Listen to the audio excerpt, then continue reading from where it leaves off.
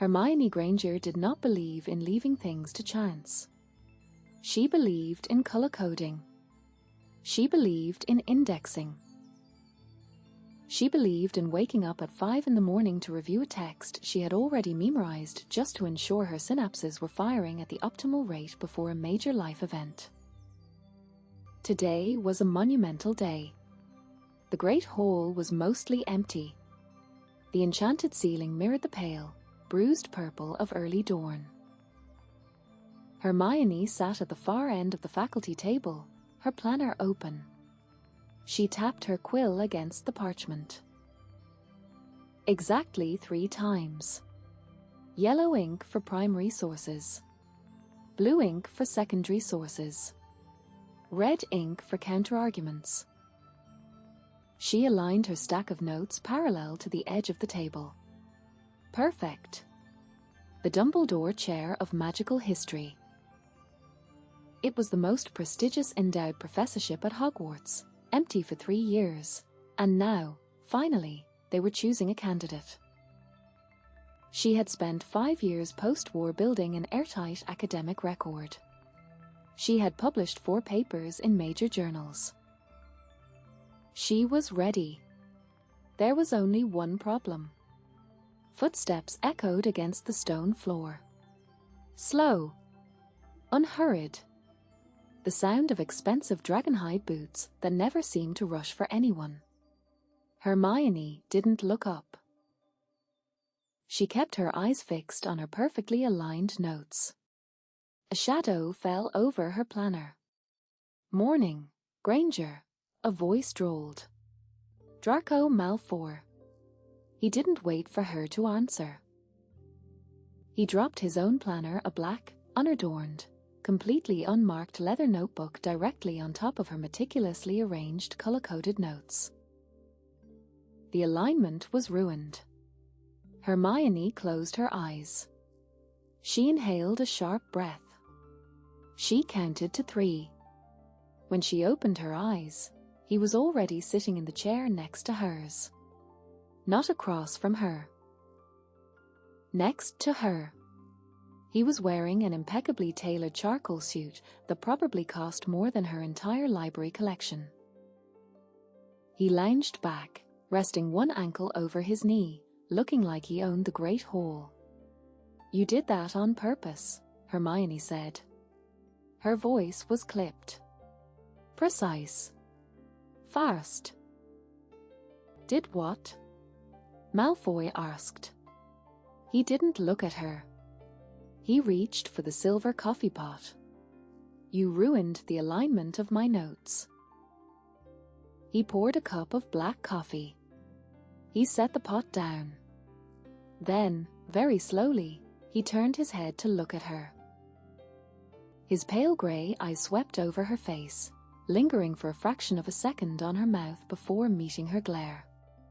Your notes were taking up entirely too much space, he said softly. Much like your ego. My ego is proportionate to my academic output, Malfoy. Yours is a structural hazard. The corner of his mouth twitched. It happened so fast anyone else would have missed it. But Hermione didn't miss it. She never missed anything when it came to him. They had been circling each other in the academic world for 5 years. Rivals. Competitors for every grant, every publication slot, and now, the chair. Are you nervous, Granger? He asked. He took a sip of his coffee. You're tapping your fingers. Hermione immediately stilled her hand. She hadn't realized she was doing it. She looked down. A faint ink smudge marked the side of her index finger. She rubbed it against her thumb, trying to make it disappear. I'm perfectly calm. She said, I am fully prepared for the interview. I know the committee's publication history. I know the prevailing theories on goblin autonomy. I am ready. Malfoy rested his chin on his hand. He watched her rub the ink smudge.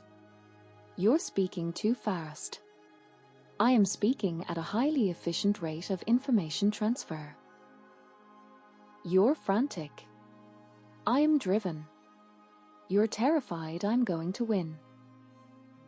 Hermione finally turned to face him fully. She squared her shoulders.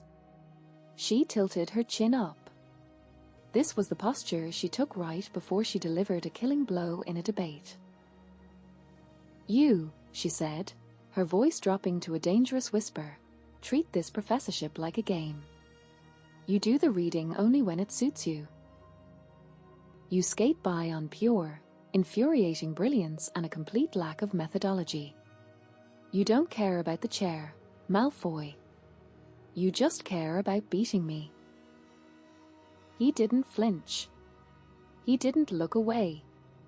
He just held her gaze, the silence stretching between them, thick and heavy. "Maybe," he said quietly. "Or maybe I just like watching you try to keep up." "Keep up?" Hermione let out a sharp, incredulous laugh. "My paper on goblin autonomy was referenced 32 times last year. Your paper on wand lore legislation was referenced twice, and one of those was by me, pointing out your failure to account for regional variances." "Quality over quantity, Granger," he replied smoothly. "And you completely missed the point of the wand lore thesis. You were so busy dissecting the footnotes you missed the structural argument. The structural argument was entirely dependent on a flawed premise." She shot back.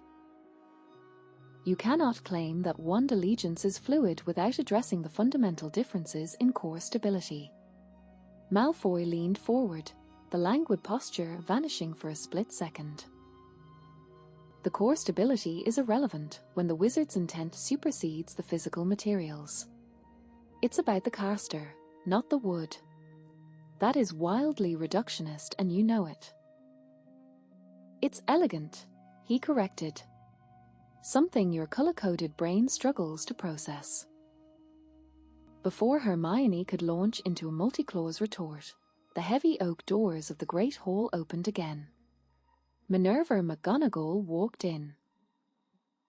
The headmistress looked exactly as she always did, sharp eyes behind square spectacles, perfectly straight posture, robes immaculate. She was followed by Phileas Flitwick and Pomona Sprout. The evaluation committee. Hermione immediately sat up straighter. She pulled her planner out from under Malfoy's notebook, smoothing the slightly creased pages. Malfoy didn't move. He just took another sip of his coffee. "Good morning," McGonagall said. She took her seat at the center of the table. She looked at Hermione. Then she looked at Malfoy. A tiny, almost imperceptible smile touched the corner of her mouth. Hermione felt a sudden spike of anxiety. McGonagall only smiled like that when she was about to upend someone's life. "Good morning, headmistress," Hermione said brightly. "Morning," Malfoy murmured. "I trust you are both prepared for today's evaluation," McGonagall said. She poured herself a cup of tea. "Fully," Hermione said. "I have my notes." Malfoy offered, gesturing vaguely to the blank black notebook. Hermione actively fought the urge to roll her eyes. "Excellent," McGonagall said. She set her teacup down. The sharp clink of porcelain echoed in the quiet hall. "Because there will be no interview today." Hermione stopped moving. Her mind raced, pulling up every possible contingency plan and discarding them all simultaneously. No interview? Had they already made a decision? Had they chosen Malfoy?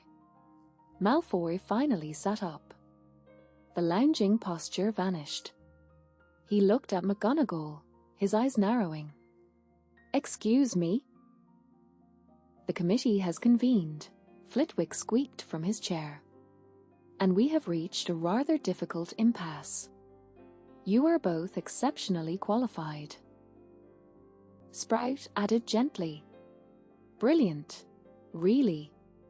It's quite unprecedented. We cannot decide. McGonagall said. Her voice was dry, authoritative, and laced with something that sounded suspiciously like amusement.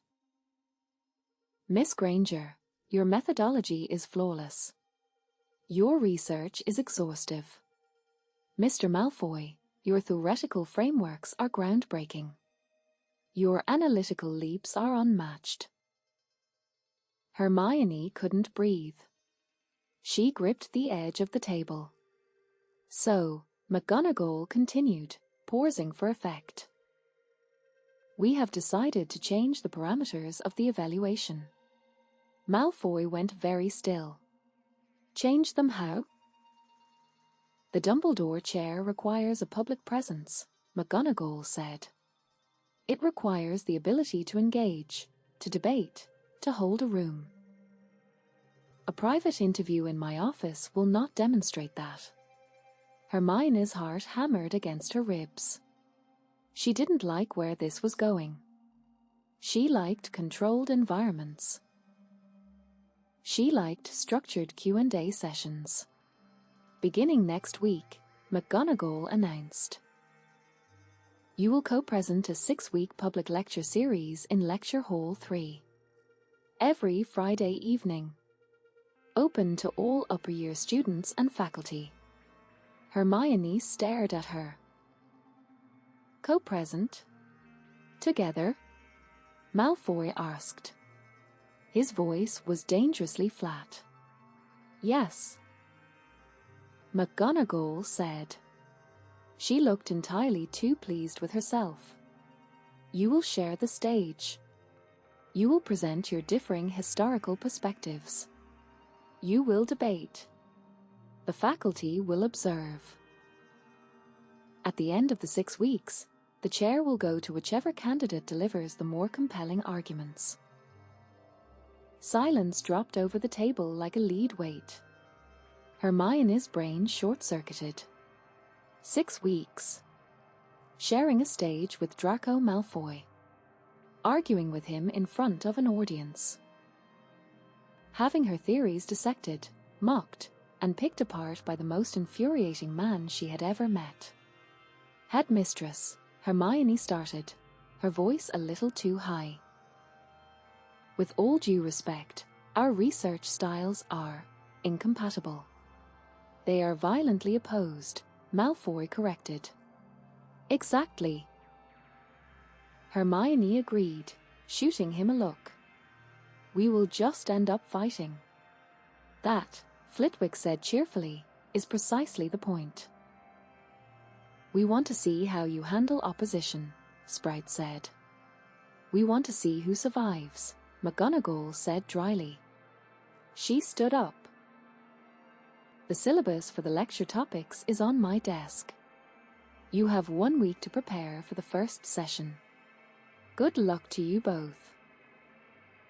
The 3 professors walked away. Hermione sat frozen in her chair. The great hall was silent again. The bruised purple sky above them had shifted to a harsh, bright morning light. 6 weeks. She had to spend 6 weeks locked in academic combat with him.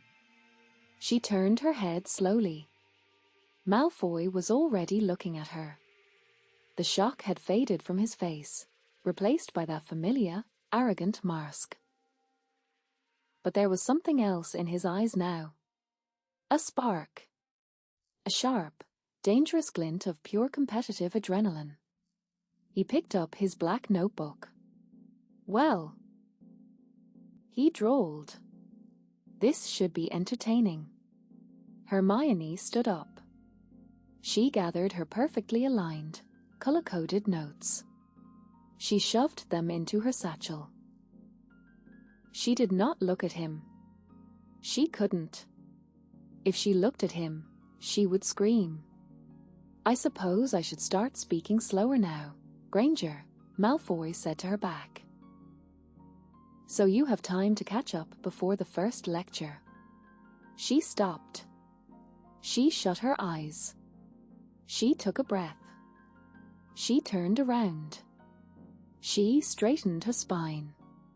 She lifted her chin.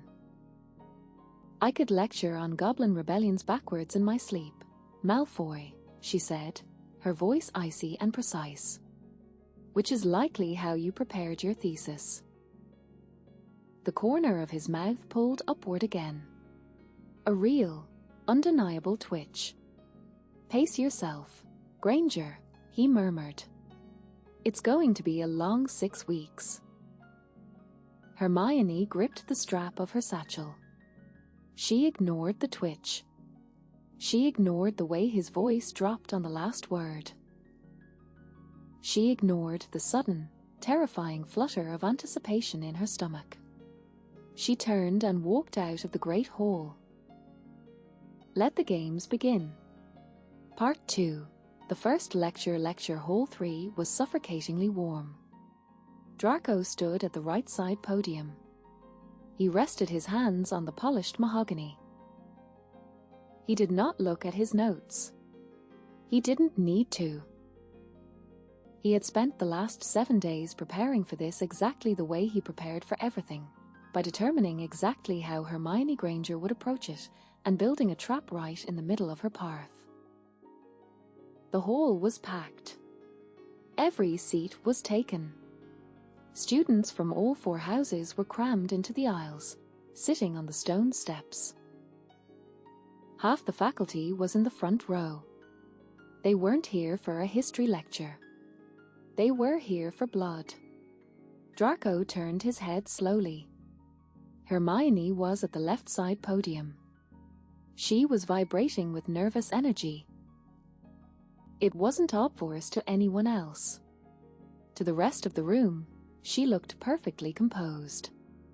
Her posture was flawless. Her robes were neat. But Draco knew better. He watched her right hand. Her fingers hovered over her parchment. Tap. Tap. Tap. Exactly 3 times. She only did that when she was running calculations in her head. She was recalibrating her opening argument. She was terrified of looking foolish. It was a fascinating contradiction. She was the smartest witch of their generation, and yet she still believed that if she made a single mistake, the world would stop taking her seriously. It was almost too easy to unbalance her. Welcome, McGonagall's voice echoed through the hall, magically amplified. The low murmur of the crowd vanished instantly. To the inaugural session of the Dumbledore Chair Lecture Series. Draco leaned back against his podium. He let his gaze drift over the front row. Flitwick looked like he had brought popcorn. Sprout looked mildly concerned. McGonagall looked entirely too pleased with herself. Tonight's topic, McGonagall continued, her voice crisp, is the economic impact of the 1752 Goblin Rebellions. Miss Granger will open. Mr. Malfoy will respond. The floor will then be open to debate. Miss Granger, you have 5 minutes. Hermione stepped up to the microphone. She didn't look at Draco. She looked straight ahead, addressing the crowd. The 1752 rebellions are historically framed as a cultural conflict. Hermione began. Her voice was crystal clear, precise, fast. However, a structural analysis of the Gringotts embargoes reveals a purely economic motivation. The Ministry's restriction on wand metal imports crippled the goblin forging industry, forcing a rebellion that was fundamentally about market survival, not ideology. Draco watched her. She was good. She was always good. She didn't use her notes. She cited 3 different tax records from the 18th century in the span of 40 seconds. She wove a dense, impenetrable web of facts. He let her build her fortress. He let her lay the bricks of her argument, perfectly aligned, perfectly mortared. He watched the way her eyes lit up when she hit a particularly complex theoretical point. He watched the way she leaned into the podium when she was absolutely certain she was right. Furthermore, she said, her hands moving as she spoke, the resulting treaties did not resolve the cultural divide. They merely restructured the taxation brackets, creating a false peace that prioritized wizarding capital over goblin sovereignty. The ministry essentially bought a ceasefire, while completely ignoring the underlying supply chain collapse. She paused. A perfect, dramatic pause. She had the entire whole in the palm of her hand. The students were taking notes furiously. Even McGonagall was nodding slowly. Draco let the silence stretch for exactly 2 seconds. Fascinating.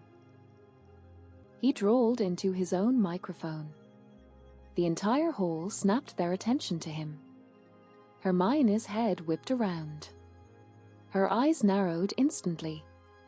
I wasn't finished. You were breathing as if you were, Draco said. I assumed you needed a moment to catch up to your own vocabulary. A few Slytherin students in the back row made a muffled sound of amusement. I was pausing for emphasis, Hermione said icily. Then emphasize this, Draco said. He pushed off the podium. He took 2 steps toward the center of the stage. He didn't raise his voice. He didn't need to. Your entire 5-minute analysis rests on the assumption that the ministry's import logs from 1752 are accurate. Hermione straightened her spine. They are the official public record. They are ministry propaganda. Draco offered her a slow, vicious smile. You are citing tax records written by the very officials who engineered the embargo. It's a primary source bias so glaring I'm surprised you didn't color-code it in your notes. The hall went dead silent. Hermione's mouth opened. For a split second, she had nothing. It was a beautiful sight. The absolute certainty in her eyes fractured, just for a moment, as she processed the angle of his attack. Then, the spark caught. Her jaw set. The records were cross-referenced with the Gringotts' internal ledgers in 1912. She fired back, her voice rising to meet his challenge. Which corroborates the drop in metal imports by exactly 42%. You cannot argue with the mathematics of the supply chain. I am not arguing with the mathematics. Draco said smoothly. I am arguing with the causality. The drop in imports wasn't caused by the ministry embargo. It was caused by the goblin cartels hoarding the metal to artificially inflate the price. Hermione gripped the edge of her podium. Her knuckles went white. That is a baseless conspiracy theory masquerading as contrarianism. It's in the Malfoy family archives, Draco said. He watched the trap spring shut. My great-great-grandfather was the one who bought the hoarded metal, Draco continued, his voice dropping into a deadly, quiet register. At a significant premium, I might add. The goblins played the ministry perfectly. They created an artificial scarcity, blamed the wizarding embargo, and walked away with triple the profit before launching the rebellion to cover their tracks. The faculty row erupted into whispers. Hermione stared at him. Her mind was working frantically. He could practically see the gears turning behind her eyes. She was trying to find a hole in his logic. She was trying to remember if she had ever read anything about the Malfoy archives. She hadn't. Because it wasn't public. He had her. And she knew it. You cannot use an inaccessible, unverified family ledger as a valid historical counterargument in an academic setting, she said. Her voice was vibrating with pure outrage. I just did, Draco said simply. It's completely unverifiable. I'll bring the ledger next week. You can verify it yourself. He tilted his head, feigning sympathy. If you know how to read 18th century accounting shorthand, it can be quite dense. I am perfectly capable of reading shorthand, Malfoy. I'm sure you are. You've probably memorized a textbook on it. I did. When I was 12. Draco's mouth twitched. He couldn't help it. She was so remarkably predictable, and yet completely thrilling. Nobody else engaged with him like this. Nobody else fought back with this level of sheer, unrelenting force. Then we look forward to your peer review, Granger, he said softly. He stepped back to his podium. He had derailed her entire thesis with a single piece of proprietary information. He had completely hijacked the narrative. The hall was buzzing. The momentum had entirely shifted to his side of the stage. Hermione didn't back down. For the next 40 minutes, they fought. It was brutal. It was highly technical. It was the most fun Draco had had in years. She attacked his reliance on private archives, questioning the reliability of a family known for self-preservation. He dismantled her faith in institutional records, pointing out the systemic erasure of non-human narratives. She cited demographic shifts in goblin populations. He cited black market trade routes in the Scottish Highlands. They talked over each other. They interrupted.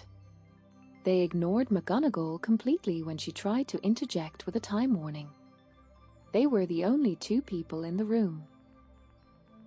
At one point, Draco glanced down at the front row while Hermione was ruthlessly dissecting his point about trade routes. Flitwick was leaning toward Sprout, his eyes wide. I haven't been this entertained since 1998, Flitwick whispered loudly. Draco looked back at Hermione. She was flushed. Her hair was starting to escape its neat, severe bun, curling wildly around her face.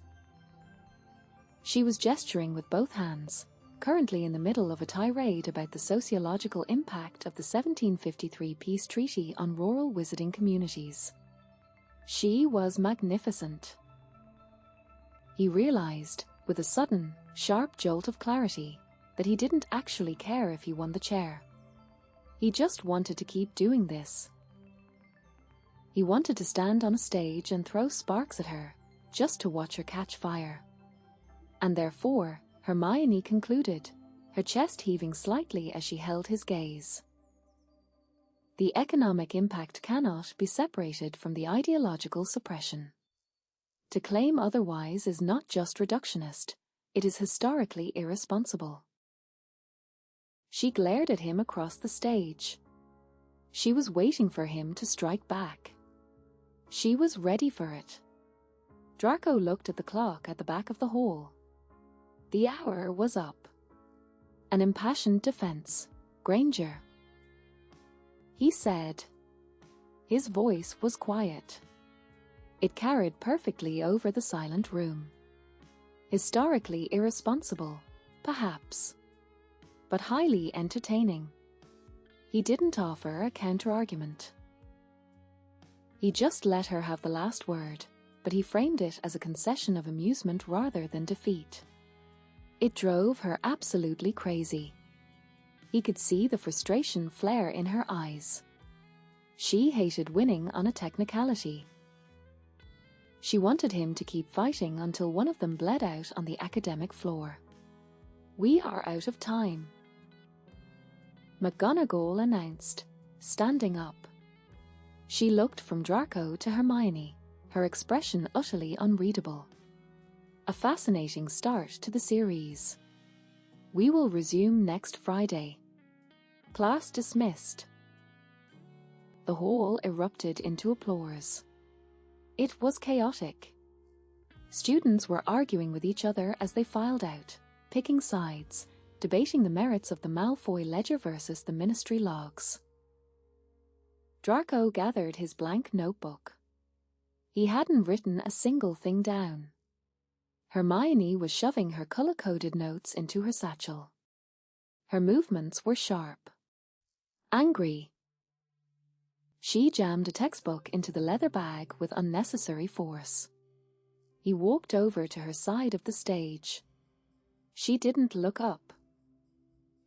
If you ever use a restricted family archive to ambush me in a public forum again, I will personally throw you off the astronomy tower. It's a valid primary source, Draco said mildly. It's cheating. It's research. She finally looked up at him. Her brown eyes were blazing. The flush on her cheeks made her look terribly alive. The severe academic facade was completely gone, leaving only the raw, brilliant witch underneath. Draco looked at her face. He stopped. There was a dark smear of ink across her left cheekbone. She must have rubbed her face during the debate. It stood out starkly against her pale skin, a messy, chaotic mark on her otherwise perfect presentation. He wanted to reach out and wipe it away. The urge hit him so fast and so hard that his right hand actually twitched at his side. He went completely still. He shoved his hands deep into his trouser pockets, his fingers curling into tight fists. He locked his jaw. What the hell was he doing? What? Hermione snapped, noticing his sudden silence.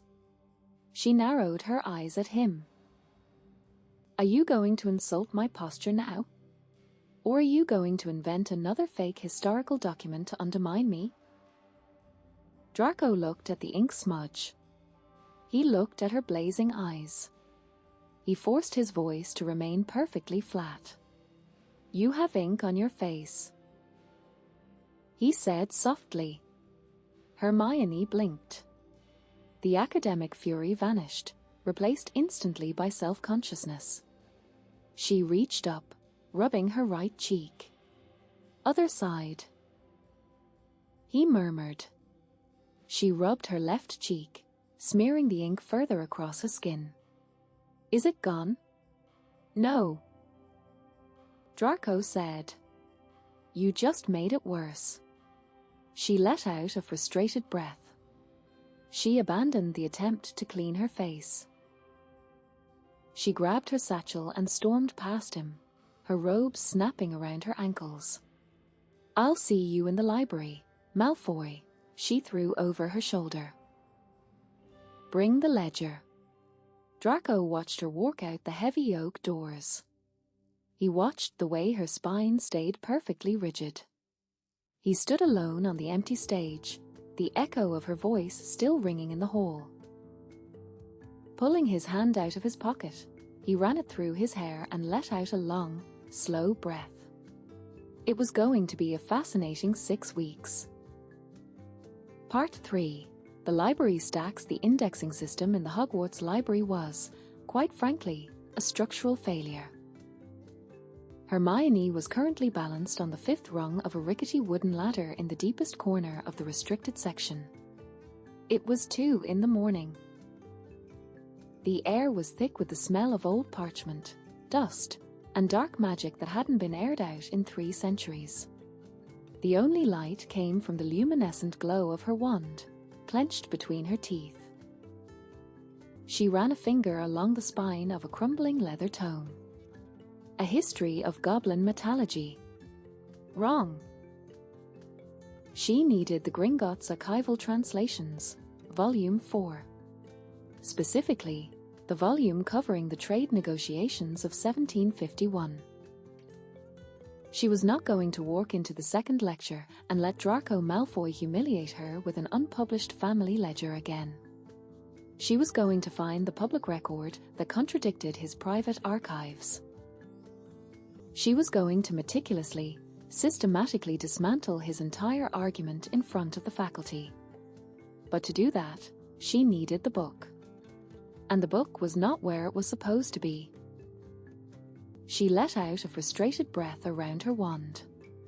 She climbed down 2 rungs and shifted her weight to look at the adjacent shelf.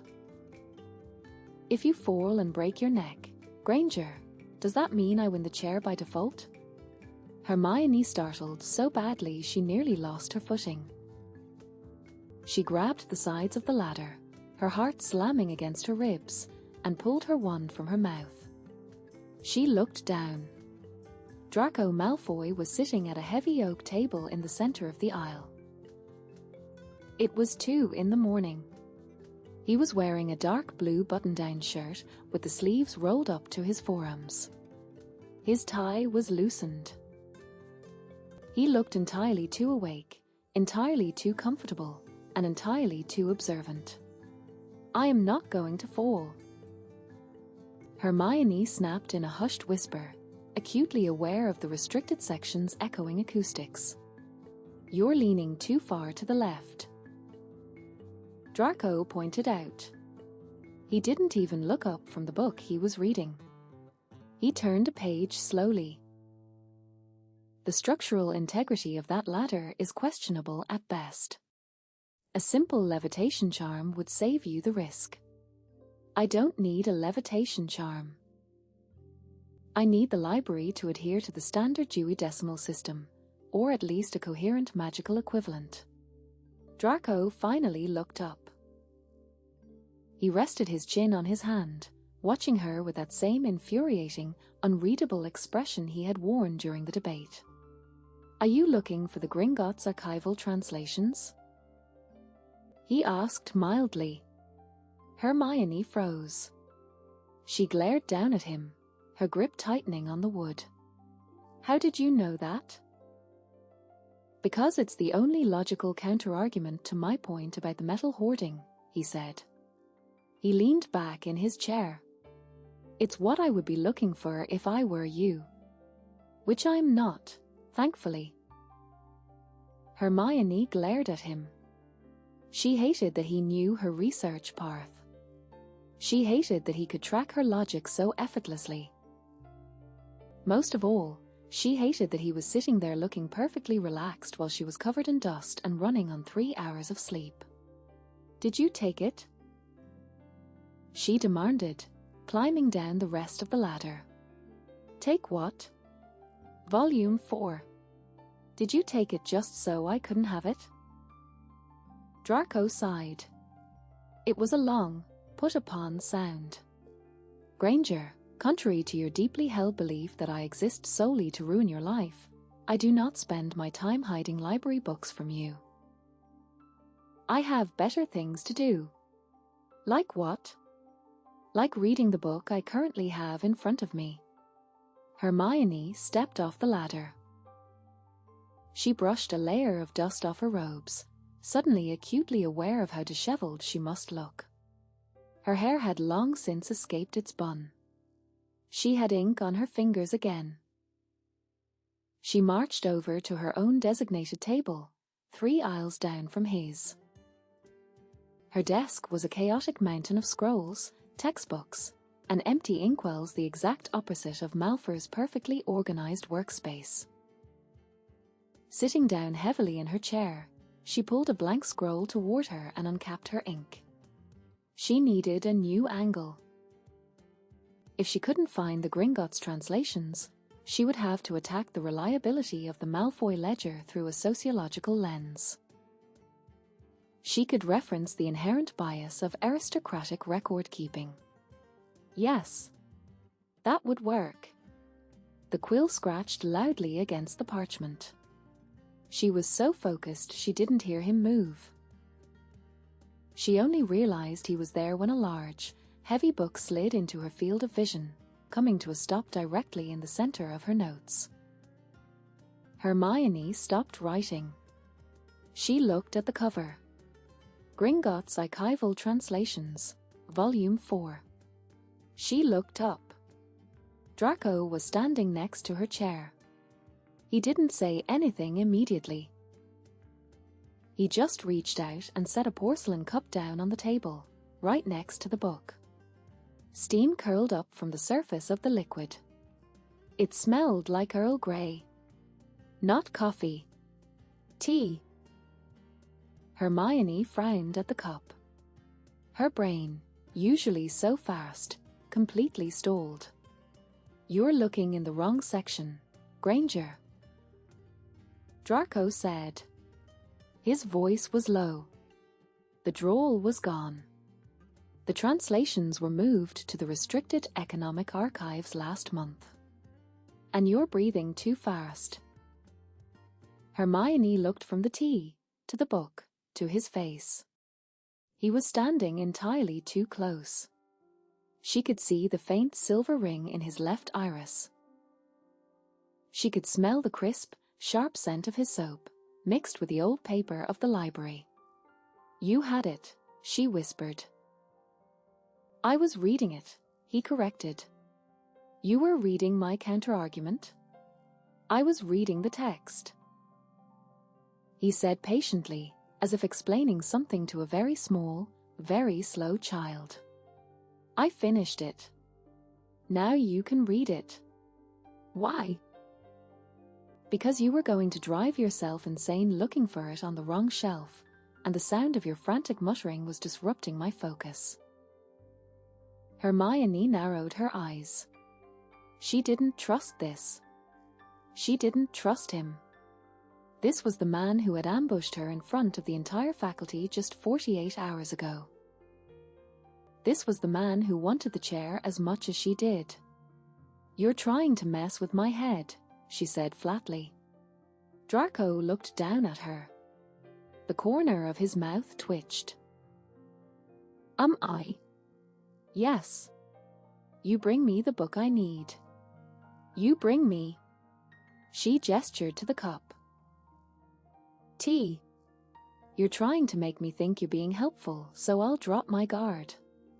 It's a psychological tactic." "It's Earl Grey," Draco said. "It's not a psychological tactic. How did you know I drink Earl Grey at night?" The question slipped out before she could stop it. It hung in the quiet air between them.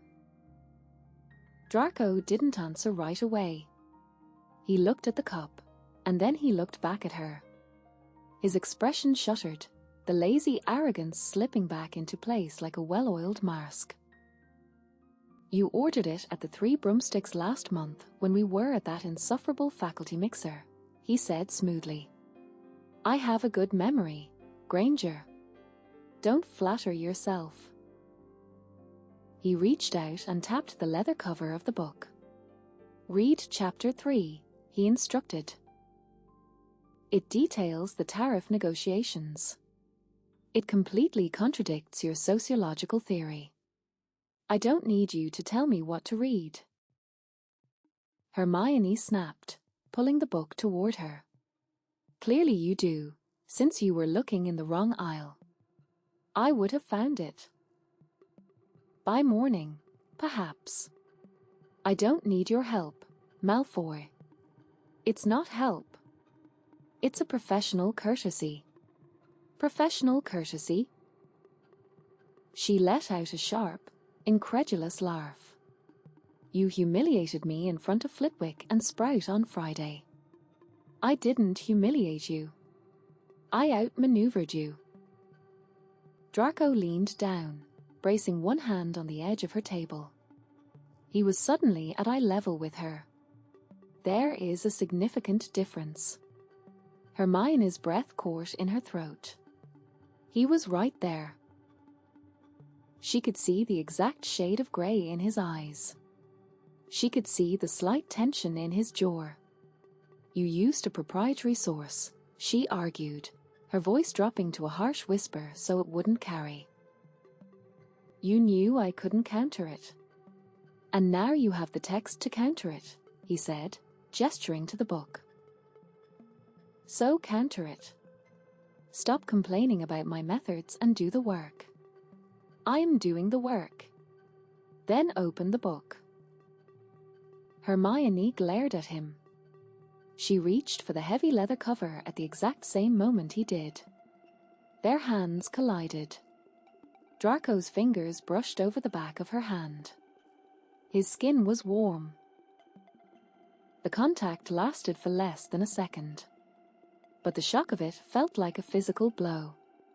The air in the library suddenly felt entirely too thin. The silence was deafening. Hermione flinched back. She pulled her hand away so fast she nearly knocked the inkwell over. Draco went completely still.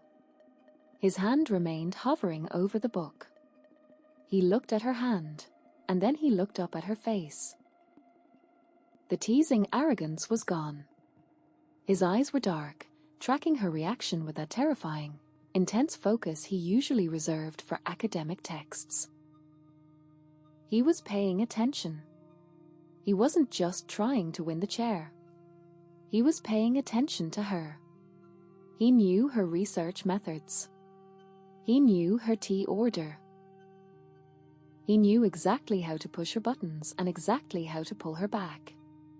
The realization hit her with the force of a bludger. He wasn't fighting the debate anymore. He was fighting her. And he was enjoying it. Hermione started, her voice faltering. She swallowed hard, trying to find her academic footing. She pulled her hand into her lap, her fingers curling into a tight fist. I can turn the pages myself. Draco held her gaze for a long, heavy moment. The tension between them pulled tight, humming like a plucked string. Slowly, deliberately, he pulled his hand back. He straightened up, stepping away from the table. The sudden distance didn't help. The air still felt charged. Chapter 3: Granger. He murmured. His voice was lower than before. Rougher. Try to keep up. He turned and walked back down the aisle, disappearing into the shadows of the stacks. Hermione sat frozen in her chair. She looked at the book, then at the tea. Reaching out with a trembling hand, she picked up the porcelain cup. The ceramic was warm against her cold fingers. She took a sip. It was steeped exactly the way she liked it. Not too strong. No sugar. Her eyes fell to the spot on the book where his fingers had brushed hers. The heat of his touch seemed to linger in the air, wrapping around her in the quiet, dusty library. Suddenly, she was terrifyingly aware that the Dumbledore chair was the least dangerous thing in this room. Part 4. The defense Draco Malfoy did not get distracted. He was a man who had built his entire adult life on a foundation of absolute, unshakable focus. When he studied, he memorized entire volumes. When he debated, he tracked 12 different logical threads simultaneously. He did not lose his train of thought. He did not let his mind wander. And yet, as he stood at the right side podium in Lecture Hall 3, looking out at the packed room, he could not stop thinking about the exact temperature of Hermione Granger's skin. It had been 3 days since the incident in the restricted section. 72 hours since his fingers had brushed the back of her hand over a leather-bound book. The contact had lasted less than a second. It shouldn't have registered. It shouldn't have mattered. But it had. He had felt the sudden, frantic spike in her pulse. He had seen the way her breath hitched, the way the academic armor had completely shattered, leaving her entirely exposed in the dim light of the library. She had looked at him not as a rival, but as a man. It had terrified her. And it had completely unraveled him. Draco gripped the edges of his mahogany podium. He forced his eyes away from the empty left-side podium and looked down at his notes. He needed to focus. Tonight was the second lecture. The topic was the legislative evolution of magical creatures' rights in the late 19th century. He had spent the last 3 days preparing a ruthless, watertight argument about the economic failures of the 1892 Werewolf Code. He was going to win this debate. He had to. If he didn't, he was going to lose his mind. The heavy oak doors at the back of the hall swung open. A hush fell over the room. Hermione walked down the center aisle. She was wearing deep burgundy robes that flared slightly around her ankles with every sharp, determined step. Her hair was pulled back into a severe, complicated braid. She carried a stack of parchment so thick it looked like a weapon. She did not look at him. She marched up the steps to the stage, set her parchment down on her podium, and began perfectly aligning the edges. Tap, tap, tap. Draco watched her right hand. He watched the faint, familiar smudge of ink on her index finger. He remembered exactly how that finger had trembled when she picked up the tea he had brought her. Stop it, he told himself violently. Focus on the legislation. Welcome back, McGonagall's magically amplified voice rang out, cutting through the low murmur of the crowd. The headmistress was sitting in the center of the front row, flanked by Flitwick and an older, particularly severe wizard named Professor Travers. Travers had been brought in as a guest evaluator for this session. Draco knew him by reputation, a rigid, old-guard traditionalist who believed magical history should be taught exactly as it had been in 1950. Tonight's lecture will cover late 19th century legislative reform. McGonagall continued. Miss Granger, you have the floor for the opening thesis. Hermione stepped up to the microphone. She took a slow, deep breath. She squared her shoulders. She tilted her chin up exactly 2 degrees. It was her tell. She was about to deliver a killing blow. The 1892 Werewolf Code is widely taught as a failure of social integration. Hermione began. Her voice was sharp, clear, and perfectly modulated. However, if we examine the Gringotts archival translations from that exact decade, specifically Volume 4, Chapter 3, we see that the failure was not social. It was entirely economic. Draco's mouth curved into a slow, devastating smile. She was using the book he had given her. She had actually read Chapter 3.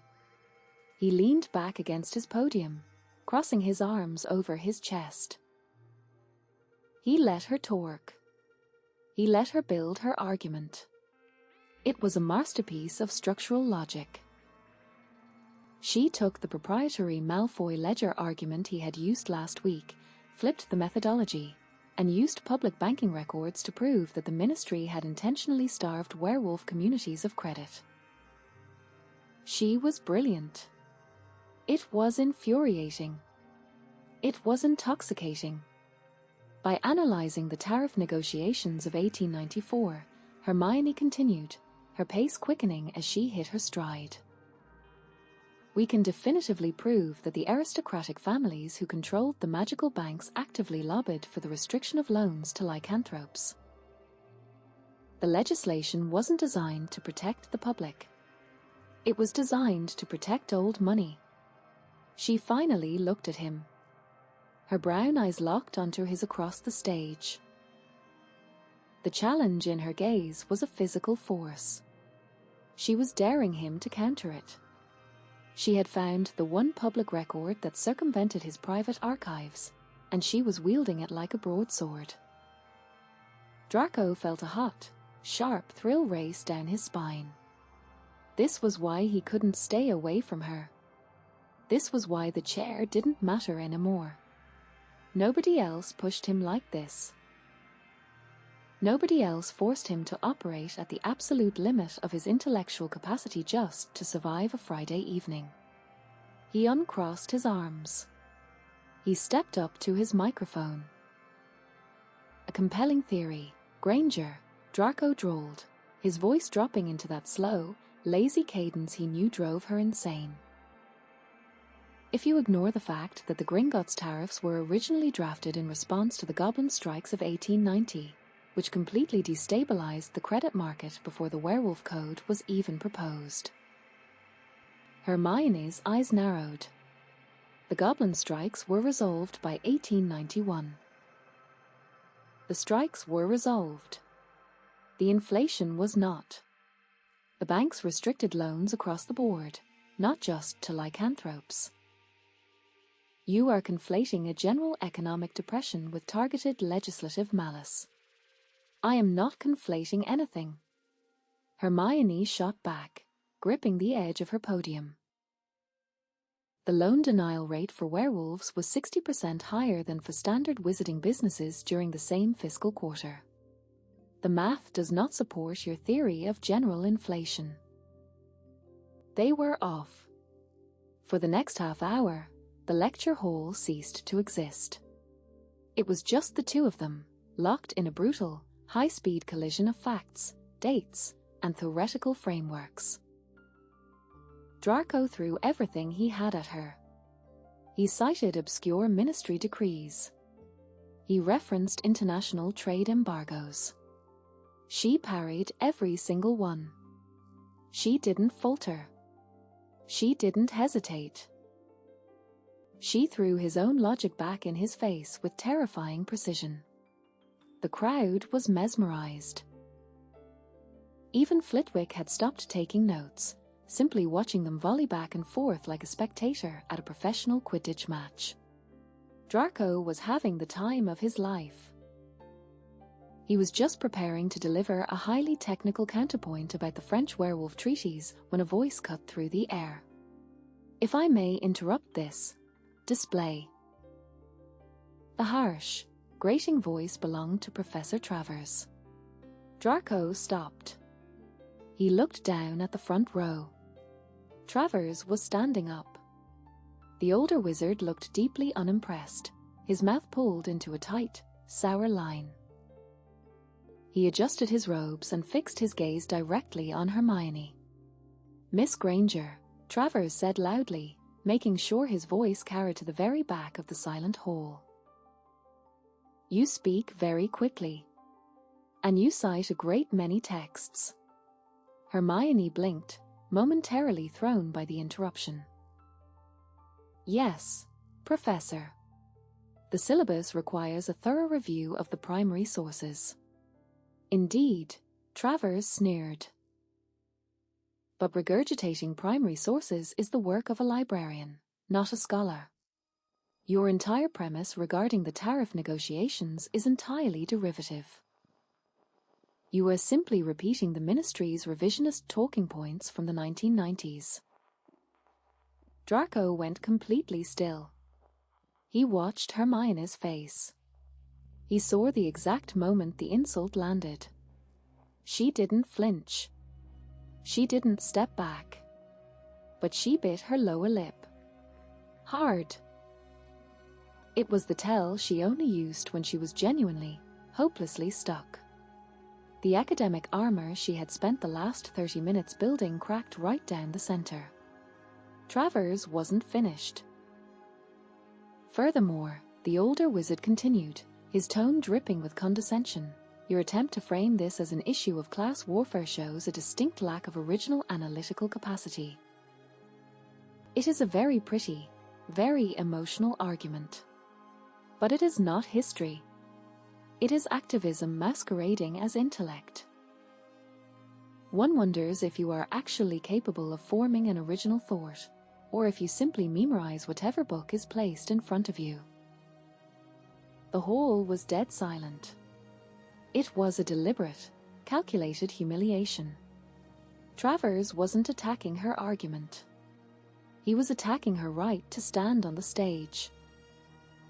He was looking at the brightest witch of her age and telling her she was nothing more than a glorified parrot. Hermione's hands tightened on the edges of her podium. Her knuckles were bone-white. She opened her mouth to defend herself, but her voice failed her.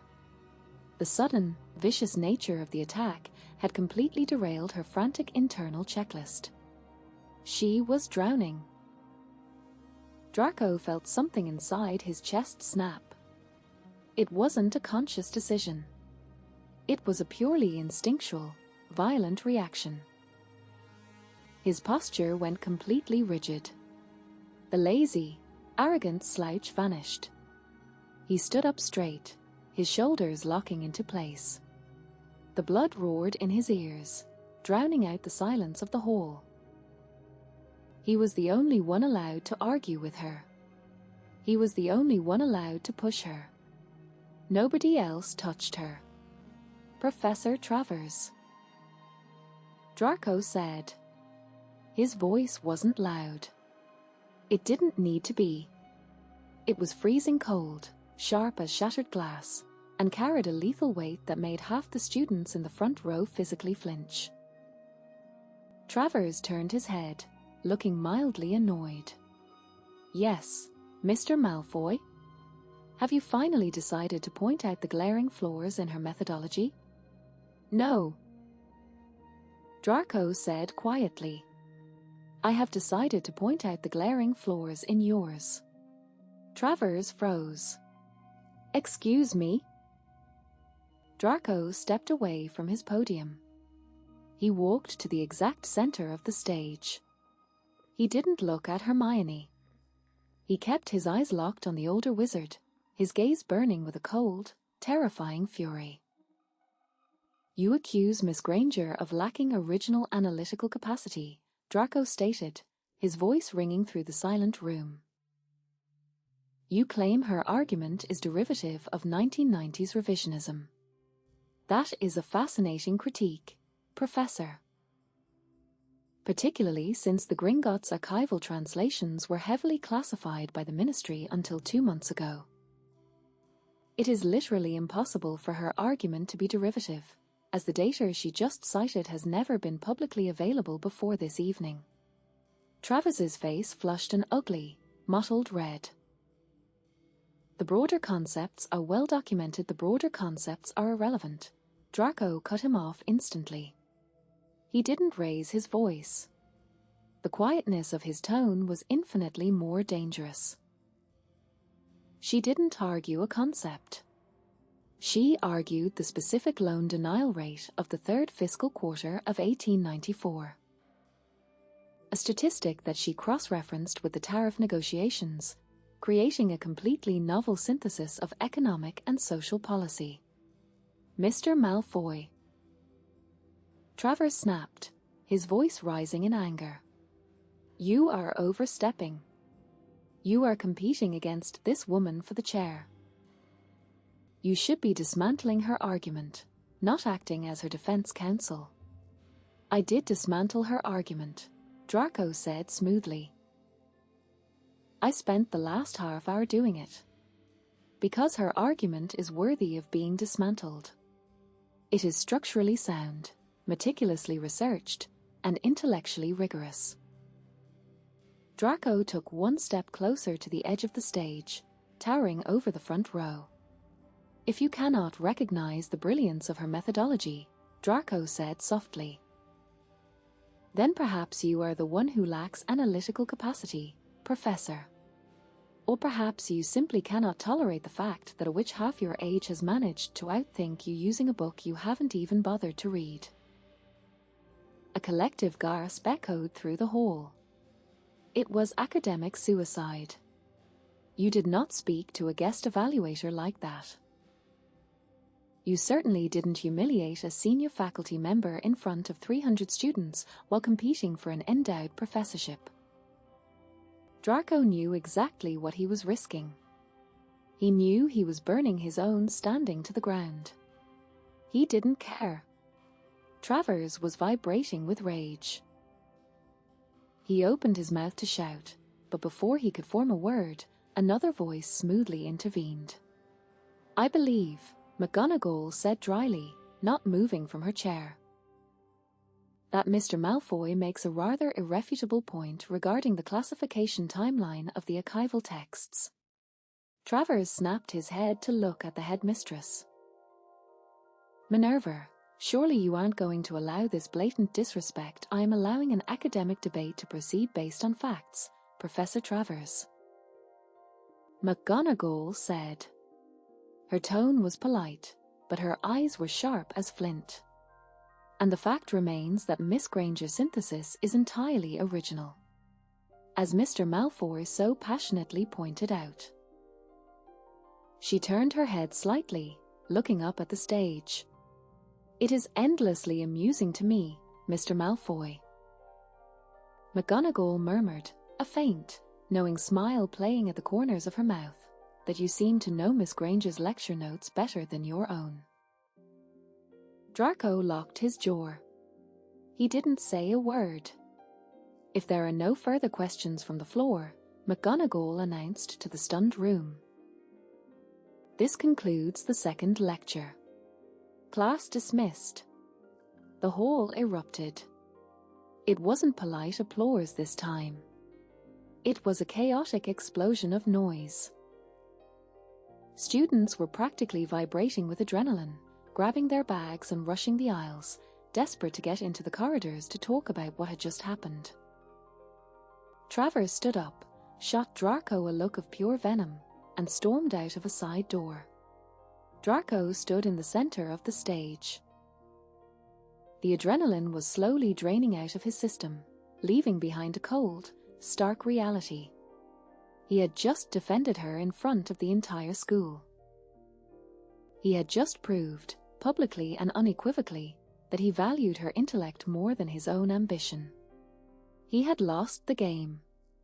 He had broken his own armor. He turned his head slowly.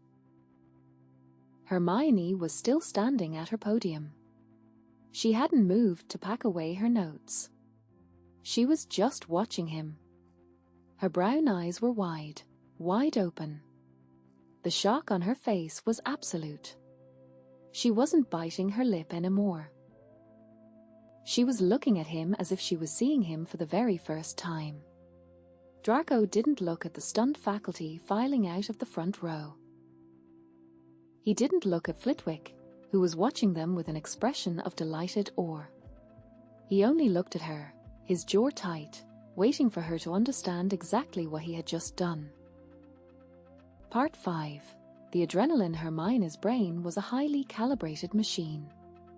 It was designed to process information, categorize data, and formulate strategic responses at an exceptional speed. Right now, that machine was completely and utterly broken. She stood frozen behind her podium, her hands hovering uselessly over her parchment. The great hall was emptying out in a chaotic rush of students and faculty, everyone buzzing with the electric aftermath of what had just happened. Draco Malfoy had defended her. He had publicly eviscerated a senior faculty member. He had thrown his own impeccable academic standing directly into the fire, all to protect her methodology. He had stood in the center of the stage, towering over Professor Travers, and declared her work brilliant. Why? The question looped in her mind, short-circuiting every logical pathway she possessed. It didn't make sense. He wanted the Dumbledore chair. He had spent the last 5 years trying to prove he was better than her. Why would he sabotage himself? Why would he drop his armor, that infuriating, unshakable arrogance, just because an old wizard had insulted her? Unless it wasn't about the chair anymore.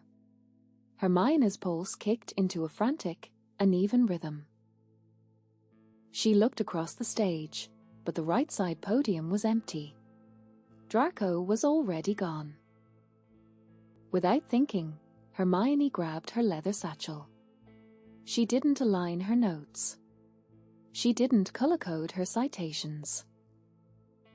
She just shoved the entire messy stack of parchment into her bag, hiked the strap over her shoulder, and ran.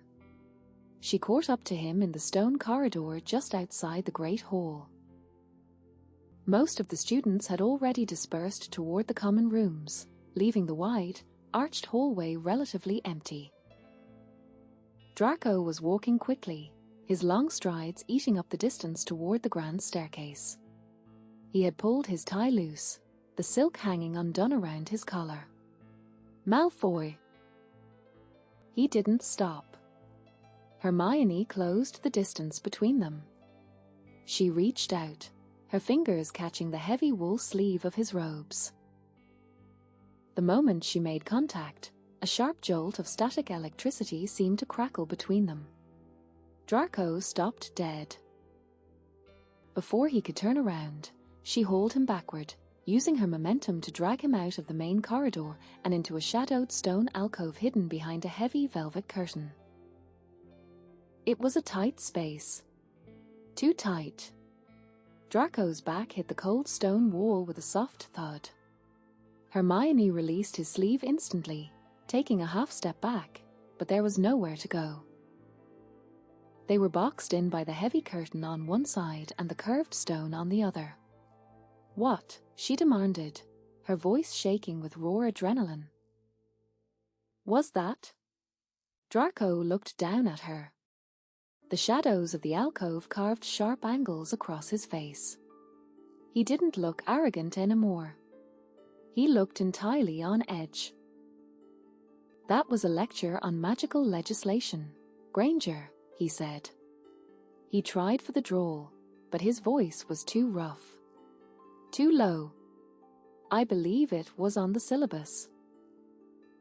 Do not patronize me, she snapped, stepping into his space. She didn't care about the proximity right now. She needed an answer. You just committed academic suicide in front of 300 witnesses. You humiliated a guest evaluator. You practically handed me the professorship. Travers is a relic. Draco said dismissively, crossing his arms over his chest. His jaw was locked tight. His methodology is flawed, and his reliance on 1990s revisionism is intellectually offensive. I simply corrected the record. You did not correct the record. Hermione practically shouted, forcing her voice down to a harsh whisper at the last second. You defended me. You stood up there and told the entire faculty that my synthesis was brilliant. Because it was. The three words dropped into the quiet space between them like a stone in a glass pond. Hermione's breath hitched. She stared at him, desperately trying to find the lie in his expression. She searched his eyes, looking for the mockery, looking for the trap. There wasn't one.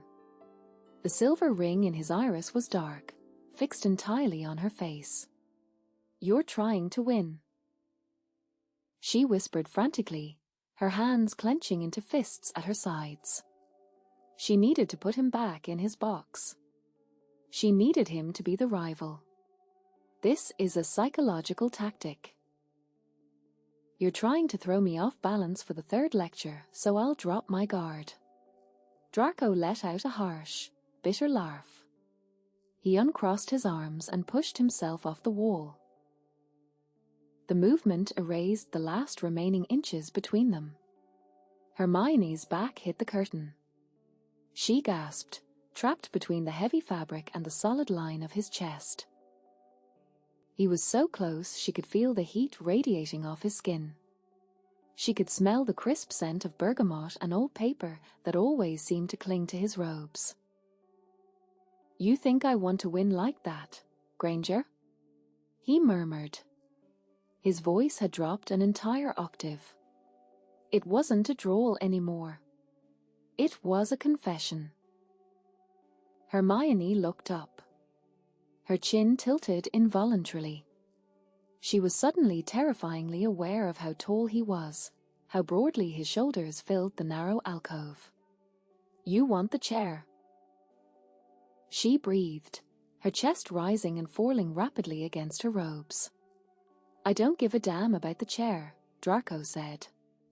He lifted his right hand. Hermione froze. Her mind went completely blank. The frantic, hyper-competent checklist in her head simply evaporated, leaving nothing behind but the deafening roar of her own pulse. Draco's hand hovered in the air between them. His fingers were trembling, just slightly. It was the first time she had ever seen him lose his physical composure. Slowly, deliberately, he reached out. His thumb brushed against her left cheekbone. The touch was feather-light, but it felt like a brand burning directly into her skin. A violent shiver ripped down Hermione's spine. She closed her eyes, completely unable to stop herself from leaning into the warmth of his palm. "You have ink on your face again," he whispered. His thumb stroked across her cheek, wiping away the smudge she had undoubtedly created during her frantic debate prep. His fingers slid back, tangling briefly in the loose curls that had escaped her braid. He didn't pull his hand away. He let it rest against the side of her neck, his thumb resting perfectly over the frantic, racing beat of her pulse.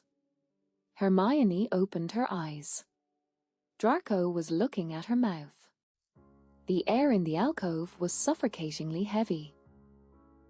The tension that had been building between them for 5 years, sharpening and twisting through every lecture, every argument, and every late-night research session, finally snapped into absolute, undeniable clarity.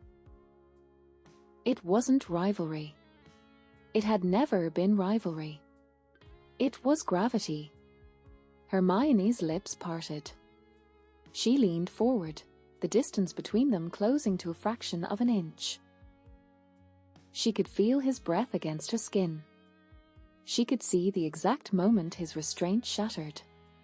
Draco's eyes darkened, and his hand tightened on her neck, tilting her head up to meet him. "Hey, did you see the look on Travis's face?" A loud, booming voice echoed through the corridor outside. "I thought he was going to hex Malfoy right off the stage." Another voice laughed. Heavy footsteps clattered against the stone floor, passing directly in front of the curtain. It was a group of 7th-year Ravenclaws, entirely oblivious to the 2 people hidden 3 feet away. The spell broke. Draco wrenched himself back. He dropped his hand as if he had been burned, taking a sharp, ragged breath. He stepped backward, hitting the stone wall of the alcove again, putting as much distance between them as the small space allowed. Hermione sagged against the curtain. Her knees felt weak. She pressed a trembling hand over her mouth, her chest heaving as she tried to drag oxygen back into her lungs. For a long, agonizing moment, neither of them spoke. The sound of the students' laughter faded down the corridor, leaving the silence ringing in their ears. Draco ran a hand through his hair, destroying his immaculate styling. He looked at the stone floor. He looked at the wall. He looked everywhere but at her. "I have to go," he said. His voice was completely stripped of its usual Polish. It was raw, defensive, and panicked. He didn't wait for a response. He pushed past her, throwing the heavy curtain aside, and walked out into the empty corridor. Hermione didn't follow him. Alone in the dark alcove, Hermione pressed her fingers against her cheek, right over the spot where his thumb had brushed away the ink. Her skin was still burning. She was supposed to be mapping out her counter-arguments for the 3rd lecture. She was supposed to be fighting for the Dumbledore chair. Hermione let out a shaky breath, letting her hand drop to her side. She stepped back, her chest heaving, the ghost of his touch burning on her skin as she realized the professorship was the last thing she cared about. Part 6. The chair Draco Malfoy looked down at the perfectly aligned parchment on his podium. It was week 6. The final lecture. The Great Hall was packed to absolute capacity. Students were standing in the aisles. Faculty members who hadn't attended a single previous session were sitting in the front rows, leaning forward with undisguised anticipation. The rumor of the tension between them had spread through Hogwarts like a fiend-fire curse. Draco hadn't spoken to Hermione alone since the alcove. They had debated, of course. For 4 more weeks, they had stood on this stage and fought over magical history. But the tone had shifted. The arguments were no longer designed to dismantle or humiliate. They were designed to push. He threw complex economic theories at her just to watch her mind work, just to see the spark of triumph in her brown eyes when she successfully parried his logic. He was entirely, hopelessly compromised. It was exhausting. For a man who prided himself on absolute control, the last 6 weeks had been an agonizing exercise in restraint. Every time she spoke, he found himself leaning closer, completely mesmerized by the sheer force of her intellect. He had started memorizing her specific cadence, the exact way she emphasized certain vowels when she was confident, the way she paced the stage when she was building to a conclusion. He knew her better than he knew his own thesis. He looked up from his notes. Hermione was standing at the left side podium. She was wearing the deep burgundy robes again, her hair pulled back into a severe braid that was already starting to escape its bounds. She had an ink smudge on her index finger. She was tapping her quill against the wood, her chin tilted up at that exact 2-degree angle of defiance. She looked terrifying. She looked magnificent. He was supposed to destroy her argument on the Goblin Rebellions today, having spent 3 days in the Malfoy archives pulling the specific trade embargoes that would completely invalidate her primary thesis. Looking at the carefully written notes, he slowly reached out and slid the parchment to the far corner of the podium. He didn't want to win. If winning meant she lost, if winning meant she walked away from this stage and went to teach somewhere else, he didn't want the damn chair.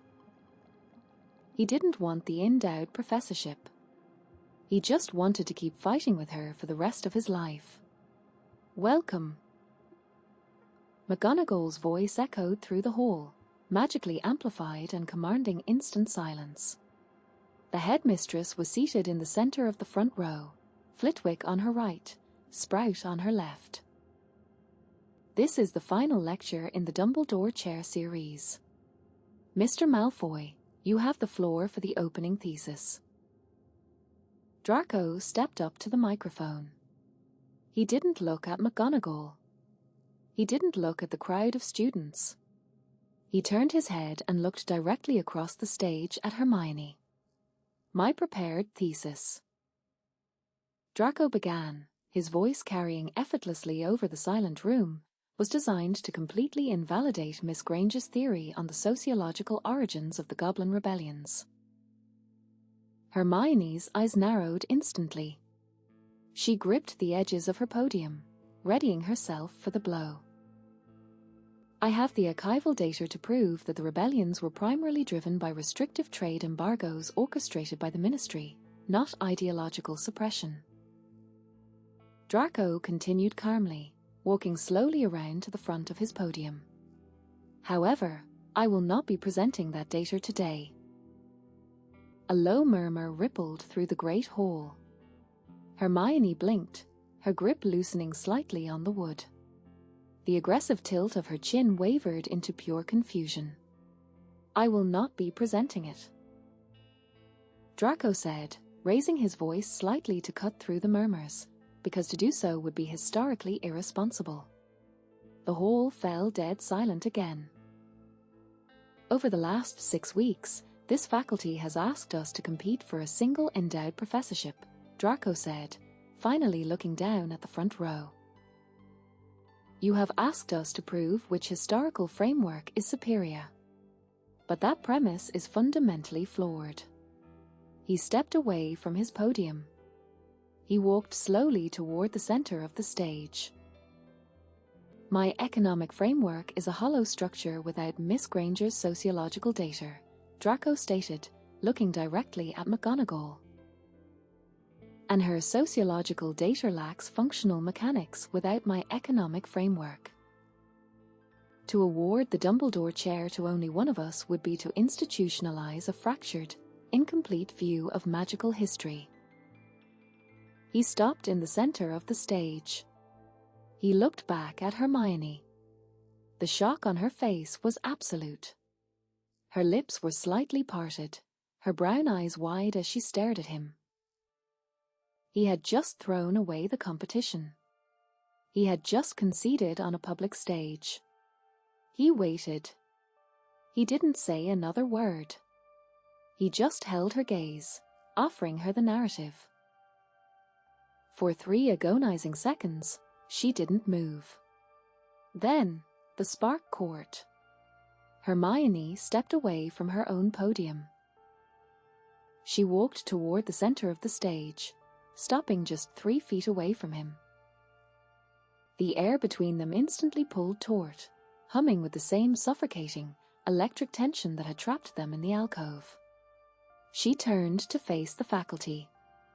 Mr. Malfoy is correct, Hermione said.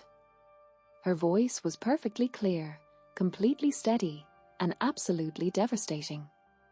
Thesis and antithesis require synthesis.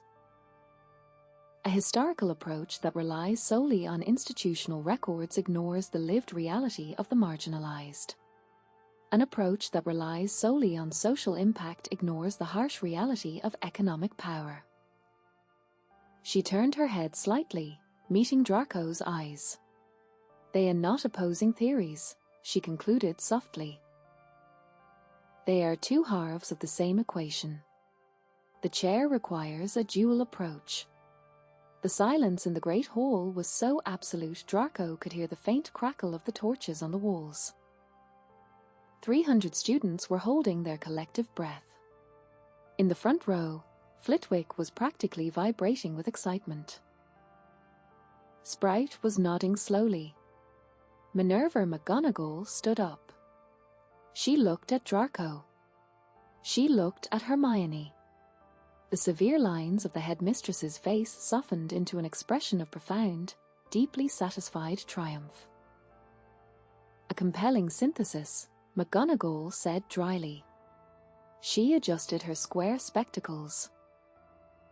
And, I must admit, exactly the conclusion this faculty was hoping you would reach when we devised this rather unorthodox interview process. Hermione's head snapped toward the headmistress. You planned this? We are well aware of your respective brilliance, Miss Granger, McGonagall said, the corners of her mouth twitching upward into a smug smile. We were simply waiting to see if the 2 of you could figure out how to stop fighting long enough to realize you were better together. Draco let out a low, disbelieving laugh. He ran a hand through his hair. They had been completely played. The Board of Governors has already approved the budget for a co-chair department. McGonagall announced to the room. She looked back at the 2 of them standing in the center of the stage. I believe that concludes the matter. Class dismissed. The eruption of noise was deafening.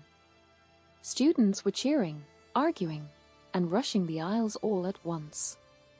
The faculty began filing out, Flitwick looking as if he had just won the Hogwarts lottery. Draco didn't look at any of them. He turned to face Hermione. She was already looking at him. The adrenaline was flushing her cheeks, making her eyes brilliantly, terrifyingly bright. The great hall was emptying out around them, the chaotic noise fading as students poured out through the heavy oak doors, but Draco couldn't hear a single sound. The last student filed out. The heavy doors swung shut with a resounding boom. They were completely alone. The 3 feet of space between them felt like a physical barrier. Draco looked at the ink smudge on her finger. He looked at the rapid rise and fall of her chest beneath her robes. "You didn't present your data," she whispered. Her voice was shaking. "No. You threw the competition. I changed the parameters." Draco let his hands fall to his sides. He was so tired of fighting the current. "I spent the last 4 days trying to tear your thesis apart. I read every ledger, every historical analysis. And every time I found a flaw, all I could think about was how much I wanted to hear you defend it. I don't care about the chair, Granger. I care about you." Hermione took a half step forward. She tilted her chin up. She wasn't fighting the debate anymore. She wasn't holding up the academic armor. She was just looking at him. "Why?" she breathed. Draco didn't answer with words. He closed the distance between them in a single, fluid stride. He reached out, his hands grabbing the heavy velvet lapels of her burgundy robes. He pulled her hard against his chest. Hermione gasped, her hands flying up to grip his shoulders to steady herself, but he didn't give her a chance to think. He brought his mouth down hard on hers. The kiss was desperate, inevitable, and completely consuming. It was the physical collision of 5 years of rivalry, 6 weeks of suffocating tension, and the raw, burning realization that he never wanted to let her go. Hermione let out a soft, fractured sound against his mouth. Her hands slid up his shoulders, her fingers tangling frantically in his hair, pulling him closer. Draco's hands moved from her lapels to her waist, dragging her flush against him. He kissed her until the great hall spun, until the scent of Earl Grey and parchment was the only thing left in the world. She kissed him back with the same ruthless, brilliant intensity she applied to everything else. It was a fight. It was a surrender. It was everything he had ever wanted. When they finally broke apart, neither of them moved back. Draco rested his forehead against hers. He was breathing hard, his chest heaving against hers. He kept his arms wrapped tightly around her waist, refusing to let an inch of space back between them. Hermione opened her eyes. They were dark, blown wide, and completely beautiful. She took a shaky breath, her hands still curled tightly in his hair. "I'm still going to argue with you," she breathed against his mouth. Draco's mouth curved into a slow, devastating smile.